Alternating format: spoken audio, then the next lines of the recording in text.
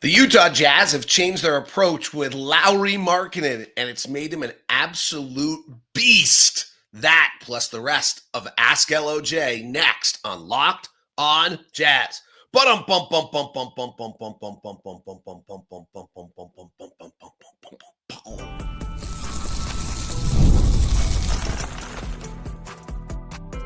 You are Locked On Jazz, your daily podcast on the Utah Jazz. Part of the Locked On Podcast Network, your team every day.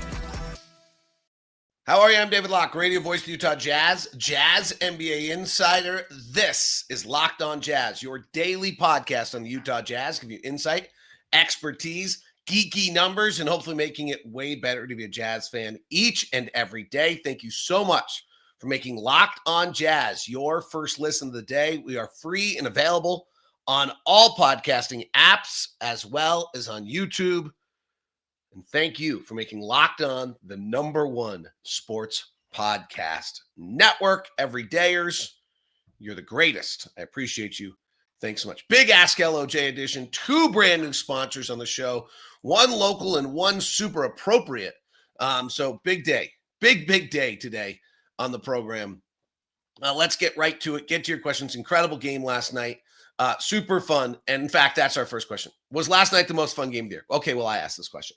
I didn't want to just start on last night's game. I didn't want to get it lost in the midst of all the questions on an Ask LOJ edition. I did think last night may have been as enjoyable a game. 2 teams brilliantly coached with high-level offenses, but not a marquee star. And so collective basketball on both sides. There were almost 80 assists in that game. There were 43 threes made by the 2 teams. The 2 teams came close to both teams at one point were shooting over 50%, over 45% from 3. The Jazz then had a really bad fourth quarter. Really, this game is lost in 3 plays in a row. If you want to know where it's lost, Nurkic tries to hit Lauri on a backdoor cut. It's a 1-point game. It's like 109-108. Lauri's hit a 3 because he's incredible. And Nurkic tries to throw a cut pass to Lauri, kind of a play that's worked all night, but pretty risky at that time of the game. And goes off the hands of Lauri out of bounds for a turnover. And then I think they score. And then feels like we turned it over like 3 more possessions in a row, like right after that. Then I'm trying to see. There's a Kyle Filipowski missed 3 in there, but it felt like when I rewatched it last night that these all went back to back, and Keontae got picked by Nickeil Alexander-Walker for a layup that went the other way that suddenly put us down. And there was one other turnover. Lauri throws a skip pass over the top, and it gets intercepted. I really think it was 3 possessions in a row where this took place. So Nurkic, it was 119-118 actually at the time. Sorry, that is exactly what happened. I've just watched this. And we just got sloppy with the basketball. But otherwise, Will was as positive after the game last night as I've heard him all year. And I actually thought he was as positive last night about the future of the team. He has not made a lot of comments. Not that he wasn't positive. He just doesn't try to look too far ahead. But I thought last night he really talked about, he thought, he's seeing things out of Keontae, out of Isaiah Collier, out of Ace Bailey, out of Kyle Filipowski. Bryce Sensabaugh hit some big shots last night. I think you're seeing pieces of this coming together right now. And I think there's a lot of excitement to that from Will last night. Is Lauri Markkanen better this year, or are the Jazz using him differently? So last year, the Jazz really made an effort to try to expand Lauri's skill set and have him play much more isolation, get him the ball at the elbow, have him kind of work the way Embiid does, or some of the other Jason Tatum does, or some of the marquee one-on-one players. And they've really abandoned that this year. Lauri is at his best on the move, coming off picks with size. When I talk to the coaches that are in town from the other teams, I've been in this league for a long, long time. That's the number one thing they all talk about. They all talk about Lauri's size and just how it's impossible. And then the added element of Lauri's size is he is now doing an incredible job. He's gotten stronger and more physical around the basket. And so last night, Atlanta tried to switch everything. Atlanta's not a switch team. They're a maintain team. They don't usually switch. And last night, Atlanta decided they were going to switch everything 1 through 5 on Lauri. And that's where Lauri got a bunch of these backdoor cuts. Because when you're switching, and Lauri's coming, this is the baseline. This is not going to work very well. If you're coming from the baseline and you're heading to the top of the key, the pick is up above, is on the route, right? So you're going from baseline to top of the key, or baseline to top of the three-point circle. Sorry, let me make this more clear. You're going from right corner baseline to top, around the outside of the circle. If you're on that route and they're going to switch off a pick, it literally means that the guy is above you. So Lauri starts that way. They switch and he's backdoor cutting. This is where Lauri has developed and is better, but also Lauri's now getting that ball in traffic and able to finish. We're seeing far more Lauri Markkanen and Keontae George pick and roll, partially because Walker's out and we don't have any other buddy we can play pick and roll with. But it means Lauri's now on a roll to the basket, catching at 5 to 6, 7 feet and having to make a play. Last night, Lauri had 15 field goals, 14 of them were assisted. That's how he plays. That's his brilliance. He doesn't need dribbles. He's able to make plays. He's so big, he gets there fast. And the Jazz have gone away from trying to give him the ball and make him make a play. He didn't own his space very well. He never did that great. And they're fine. Now, late game, this will get interesting because this is where, the reason the Jazz were doing that is in a bunch of close games in the year prior, there was a bunch of moments where people complained that Lauri didn't get the ball enough. And it's hard when late in the game to go get Lauri Markkanen the ball when everyone knows he's the one you're trying to get the ball to and he doesn't have the ball in his hands. Like if you just want to post him up and give him the ball, you can do that. But getting him off staggers, getting him off advantages and things like that is hard. So we're seeing the Jazz using him differently than he's been used the year before, and he is thriving. I mean, he's the 5th leading scorer in the NBA right now. His shooting numbers are terrific. He's at 48% from the field. He's at 39% from three. The one that jumps out to me, he's taking 9 threes a game, which is the same amount as like Donovan and Tyrese Maxey. So he's really just a scoring shooting guard. I mean, literally, Steph takes 11, Donovan takes 10, and Lauri takes 9. And that's like, Lauri's a shooting guard. Think of Lauri as a 7'1" shooting guard. And then he's a shooting guard that goes to the free throw line 7 times a game, which is exactly what Donovan and Steph do. And then he's taking 10 or 11 twos, which is exactly what Donovan Murray and Steph Curry do. Like he literally has the exact same shot diet as Steph Curry, Donovan Mitchell, Lauri Markkanen, Tyrese Maxey. That's it. Like those, like I'm just trying to running through it right now. The exact same shot diet as Steph Curry, Donovan Mitchell, and Tyrese Maxey. He is a 7'1" shooting guard. It's incredible.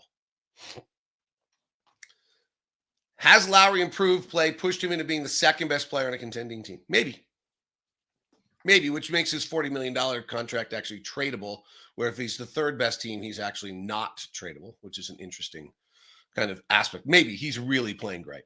It's a legitimate question. And with the recent play, has his improved trade value pushed the Jazz to be more open to making a move? I don't think so.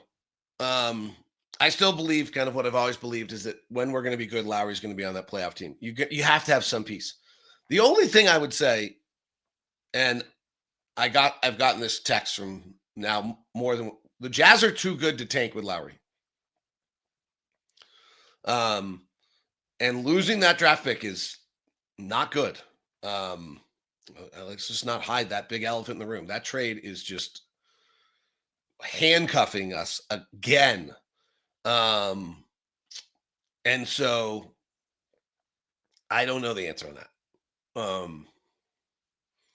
He's really good, and he makes us a real challenge. He makes the Jazz a real challenge every night. What do you think of Svi starting?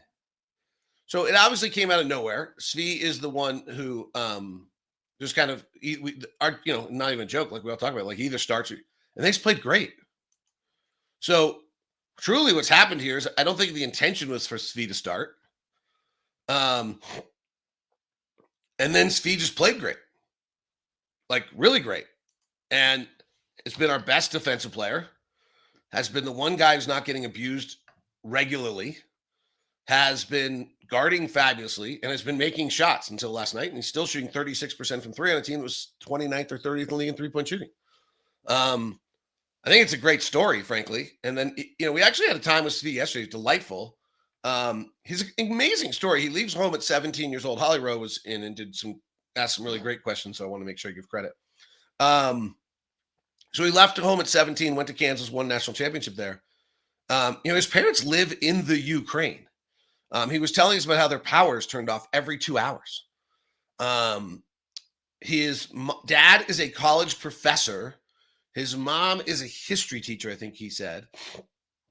So one teaches at high school level, one teaches a college professor. They love their jobs. They love their lives. They don't speak any English. And so Steve's been asking them, do you want to come to America? And get out of the war. And I think for all of us, that seems like, well, of course you do, except for the fact that they would give up all their friends, their entire life, their jobs they love, the community they're in. And so they've opted not to, which has to be, incredibly difficult for Svi. Svi did take his longtime basketball coach and kind of who's always trained him, and he's moved him to Washington, D.C. So he has moved him out.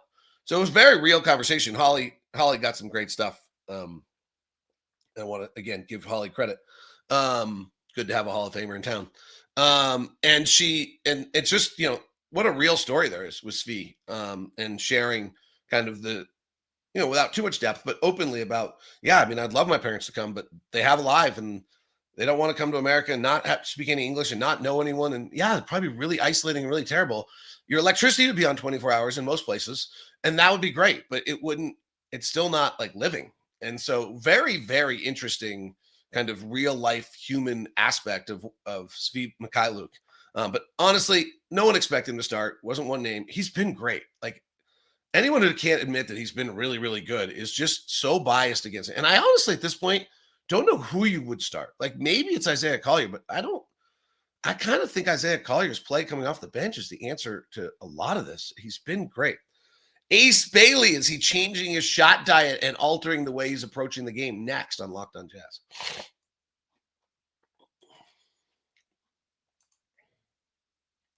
Today's show is brought to you by the Murdochs, and usually I talk to you about Murdoch Hyundai right now, but I want to make sure you know about a new Murdoch property that's really exciting. The Murdochs have a new addition. It's Murdoch Chrysler Dodge Jeep Ram of Bountiful. That's right, Murdoch Chrysler Dodge Jeep and Ram of Bountiful. It's at 755 North, 500 West in West Bountiful, and 0% for 6 years on the new Ram 1500. So when you walk through the doors, you'll feel like family. It is Murdoch Chrysler Dodge Jeep Ram of Bountiful. I get to introduce you to another new sponsor, one that only appropriate, frankly, is on this show, and that is Drip Drop. And if you've noticed, if you watch the show on YouTube, I drink something every morning, and every morning what I'm drinking is Drip Drop, creatine, and collagen. You don't care about that. This is about Drip Drop. Drip Drop is my daily hydration drink. I got it from Jack, who is one of our nutritionists, and she handed it out on the Jazz plane, and I started taking it, and now I get a shipment, and it comes, and I take it every single day. And Jack had one of the great lines. I'm not following any script here. Jack gave me one of the great lines about Drip Drop. And Drip Drop, she's like, it tastes good. Our job is to keep our players hydrated, and it tastes good. And if we give it to them, they'll drink it because it tastes good. There might be other stuff that has difference. It doesn't taste good. So my family jokes and calls me Hydration Boy because it impacts my focus, energy, mood, everything. And Drip Drop is what I do to keep hydrated. So it's doctor-developed hydration that keeps me running at full power. And no matter what my day looks like, it is not your average sports drink. It has 3 times the electrolytes, half the sugar of leading brands, uses science-based formula trusted by medical professionals, firefighters, and over 90 top college and pro teams. Hydration, non-negotiable for me because I am hydration boy. Right now, Drip Drop is offering podcast listeners 20% off your first order. Go to dripdrop.com. Use the promo code LOCKEDONNBA. That's dripdrop.com, promo code LOCKEDONNBA for 20% off. Stock up now before the heat hits hard. Keep your body and mind performing at their best with Drip Drop. Today's show is also brought to you by our friends over at Wayfair. It's that time of year where you want to make sure that you get your house looking sharp. You've got family coming to town. It's time to really dial it up. Well, you can do it at Wayfair without a lot of expense because the holiday season is right around the corner, and getting your home ready, whatever that means, whether it's seating, cozy new linens, serveware, whatever the holiday hosting needs are, Wayfair's Black Friday sale is here to help you with make your space shine. And the best part, you don't have to wait. Wayfair's Black Friday deals are happening all month long with 70% off everything from sofas to spatulas. Don't miss out on Black Friday deals. Head to wayfair.com now to shop Wayfair's Black Friday sale up to 70% off. That's wayfair.com. Sale ends December 7th at wayfair.com.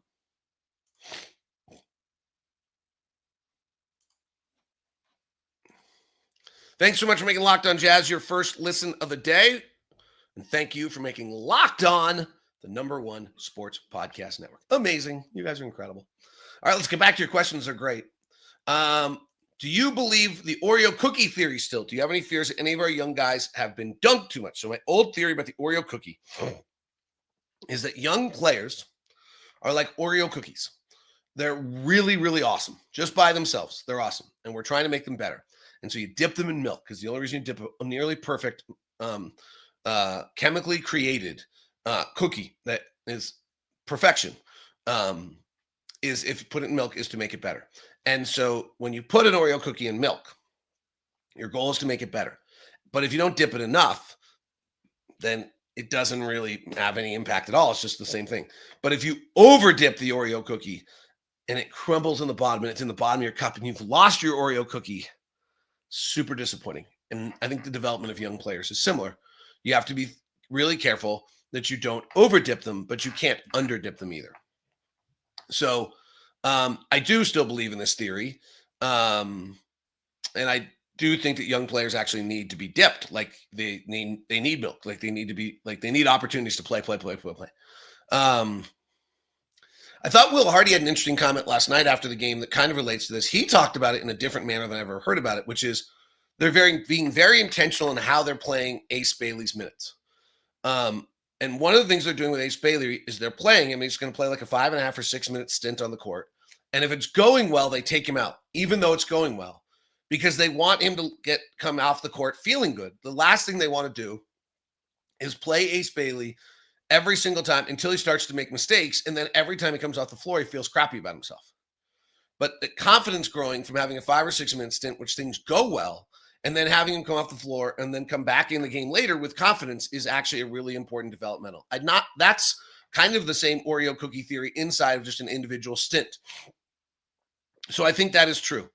I do believe in this. I do wonder sometimes whether we over-dipped Cody Williams last year. He was just so overwhelmed.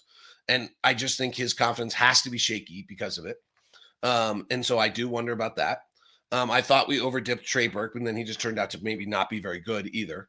I mean, that also can be it, right? Like I don't think you have to worry about over-dipping Cooper Flagg, and I don't think you're going to have to really worry about over-dipping VJ Edgecombe, though it feels like maybe a little bit right now.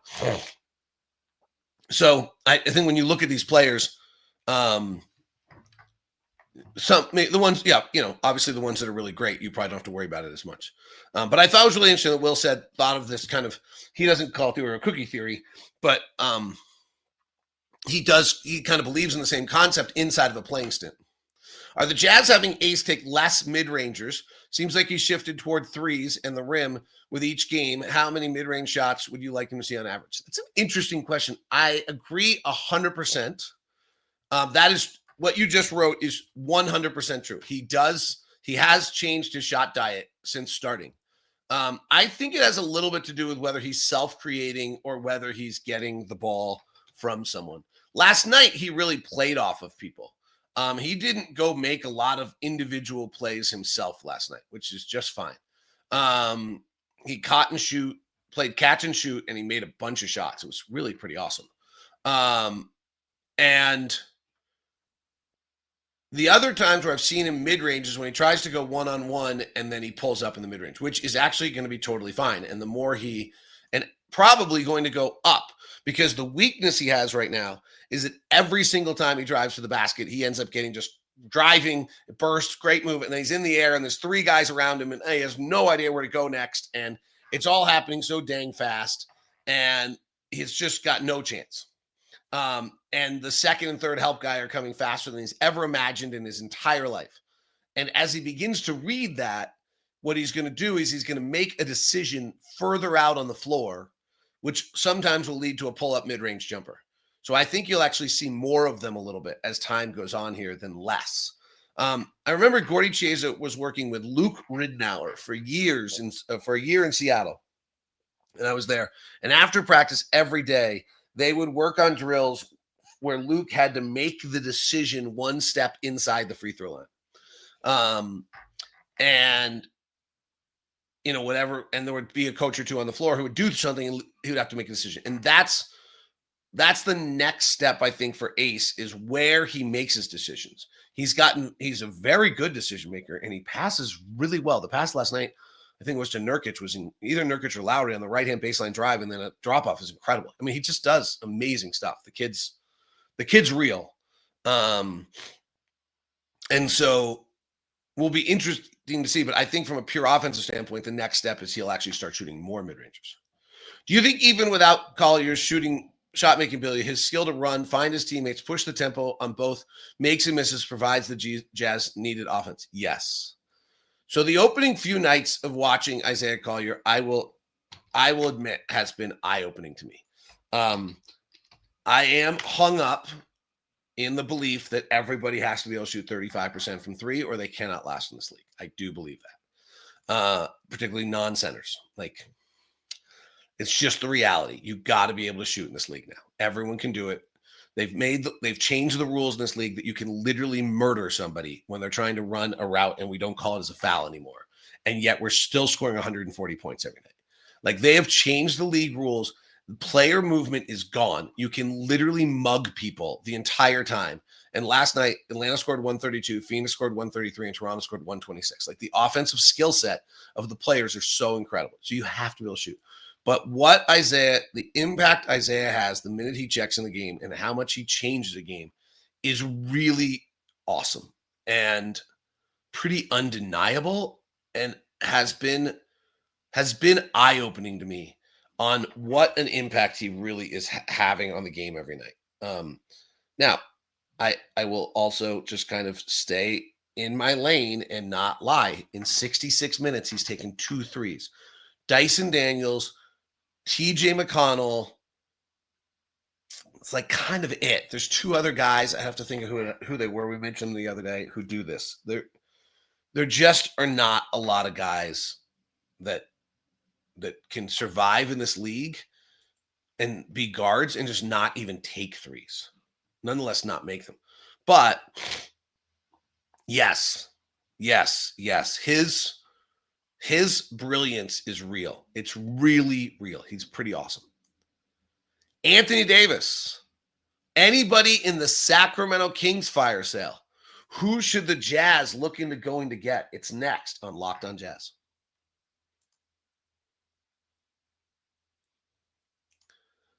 Thought we might have had this last night for everybody. It is the NBA season is heating up, and DoorDash has got great deals for you. It is the get in your bag with DoorDash. DoorDash is the perfect way to keep fans in their bag all season long. Whether you're watching for highlights, your fantasy team, or just your favorite player, DoorDash makes every game night even better. Dash is the official on-demand delivery partner of the NBA, and they're celebrating the bag drop. Every time an NBA player scores 50 in a game, DoorDash drops 50% off your order with Dash Pass the next day, and you're automatically entered for your chance to win the ultimate fan bag. We're talking player-inspired drip, exclusive gear, and stuff you actually want. It is not just food. It's all sorts of fun stuff. DoorDash has you covered up late night highlights, last-minute watch parties, and double OT fuel much. DoorDash, like Lauren Green on our last road trip, DoorDash a new bag because their bag ripped. You can DoorDash anything. So next time someone goes for 50, use the promo code NBA50 the next day for 50% off on DoorDash with Dash Pass, plus your shot at Bag Drop. DoorDash members, Dash Pass members, only 50%, up to $10 the day after 50-point game with a promo code. Terms apply. You could have done this the other day with Jokic. No purchase necessary. Ends April 13th. Up to U.S. residents 21 or older. Visit DoorDash in your bag for details with DoorDash. And today's show is brought to you by FanDuel, the official sportsbook partner of the NBA and the official sportsbook partner of Locked On. New customers bet $50 and they get and win get $300.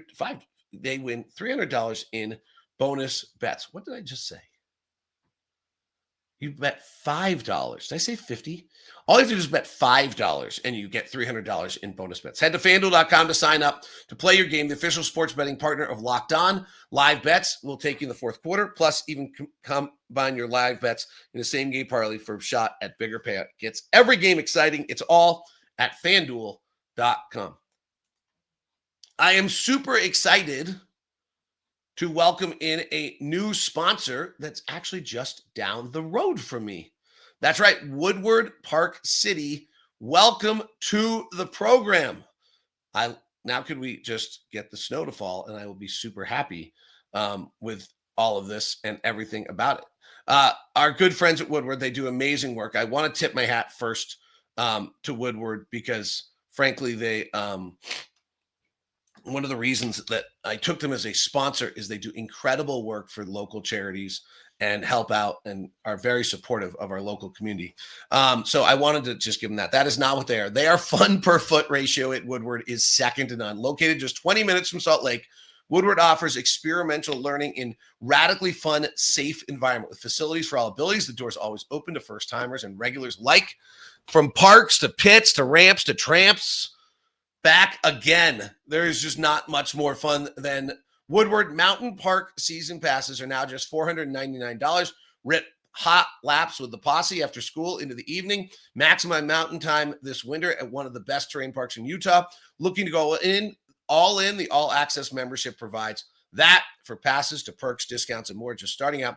Learn to fly with Woodward Tribe in seasonal and multi-week programs that build skills and confidence. Just 20 minutes from Salt Lake, and the all-new Winter Mountain Park Season Pass is $499 to ride all year, and the All Access membership pass available as well. It's all at Woodward Park City. Woodward Park City, welcome to Locked On. Glad to have you as a sponsor for the upcoming winter.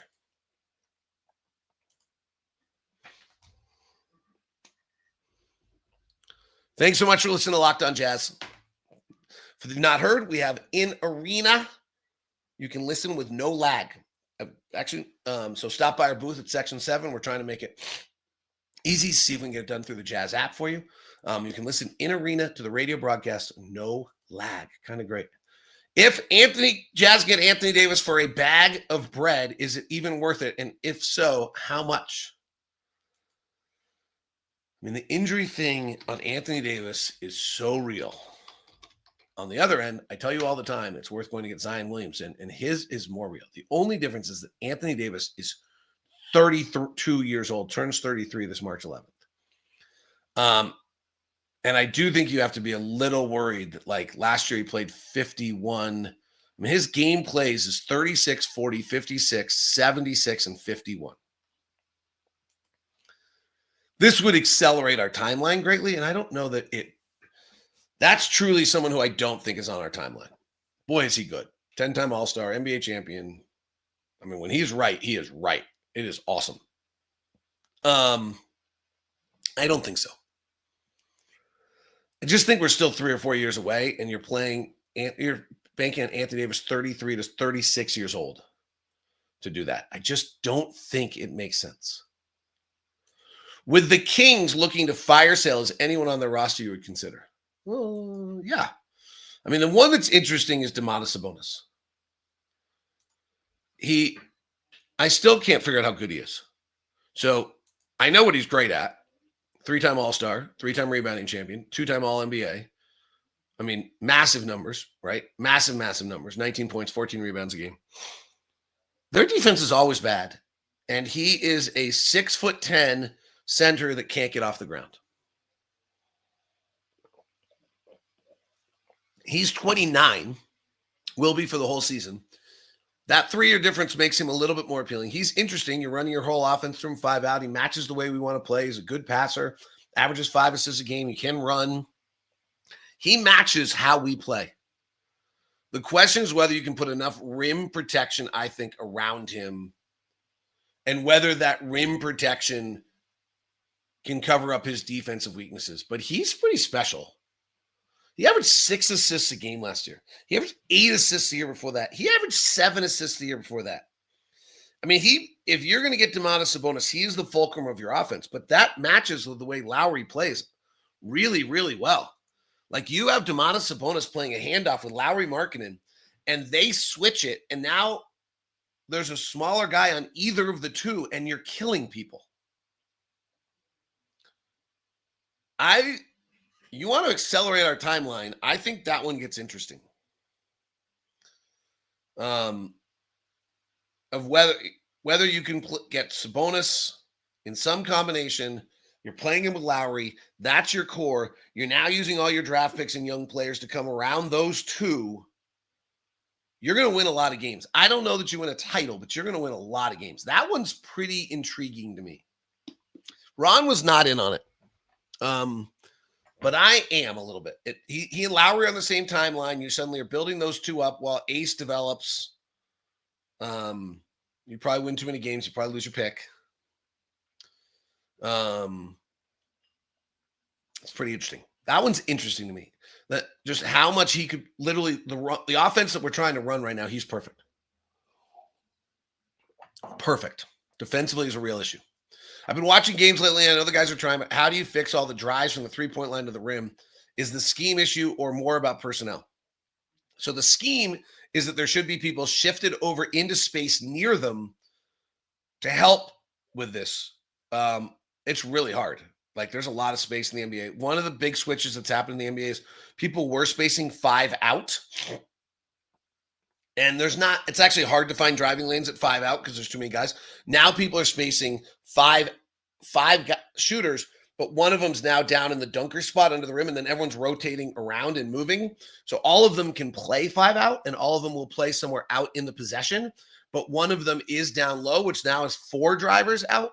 And there's just so much space. It's really, really hard and you're really just driving. And then once that guy comes to you, you're just kicking. And that's what Miami's doing right now. And Jaime Jaquez is just beasting people. And Atlanta does a little bit of this last night, though they just played a lot of pick and pop. So I think you're trying to get help. You need help. It's just too hard to guard right now, even though you can do everything, particularly off ball, you can do everything. But it's hard to stay in front of guys. It's just really, really, really hard. After 4 years of tanking, if the Jazz only put themselves in position for the number 1 pick one time, are they destined for mediocrity? The only way the Jazz can get a true star is the draft. And this is if we lose our pick. And the team is fun, but I hate the feeling of maybe losing our pick. What do you think the safe zone is? For those who don't know, if we fall out of the top 8, we lose our pick to Oklahoma City. And Oklahoma City already has the Clippers pick. It's crazy. I don't know how I feel about this. It's real. I think that's it's real. It's a real concern. Like, we're 12 games into the season. We're 3-8. So it's not like we're lighting the house on fire, but we're definitely competitive. And it would be a monumental setback for us to not get our pick. Like, there's just no other way to say it. So yeah, that's real. And it sucks because it just jacks at being a fan and F's up how you feel about everything. So it sucks as a fan. I'm just with you 100%. So I am just enjoying every game and every night and the entertainment and kind of just letting the chips fall. But I feel you. And it is a fair, accurate thought. And it just sucks to have. And so excited when it's gone. On that happy note, have a great weekend. And I will be back with you Sunday with Ron Boone. It's a 6 o'clock start. If you come to the game, make sure you know that you can listen in arena. And stop by our booth at Section 7 to do so. Have a great one. I'll hit you on a bunch of socials and do a bunch of stuff between now and then. See ya. Which now we send you the first ever 24/7 national NBA channel, Locked On NBA. Plus, check out Game Night, every game, every night after every game.